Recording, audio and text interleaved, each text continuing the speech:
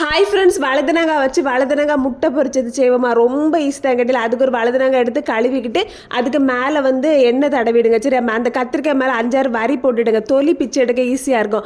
அதுக்கப்புறம் அடுப்பில் வச்சு நல்லா சுட்டு எடுத்துடுங்க.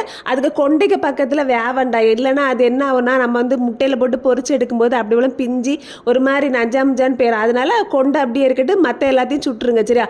அதுக்கப்புறம் ஒரு தட்டில் வச்சு தொலியெல்லாம் எடுத்து அதை ஒதுக்கி வச்சுருங்க. அதுக்கப்புறம் ஒரு முட்டை எடுத்துக்கிடுங்க, கொஞ்சோண்டு உப்பு, அதுக்கப்புறம் ஃபிஷ் ஃப்ரை மசாலா இருக்குது தெரியுமா, அதில் ஒரு 1/2 ஸ்பூன் எடுத்துடுங்க.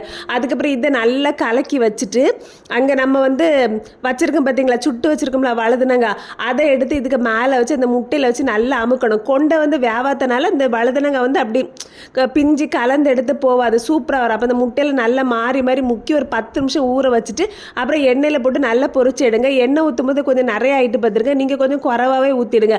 அதுக்கப்புறம் ஒரு தட்டில் வச்சு பிச்சு சாப்பிடுங்க, செம்மையாக இருக்கும்.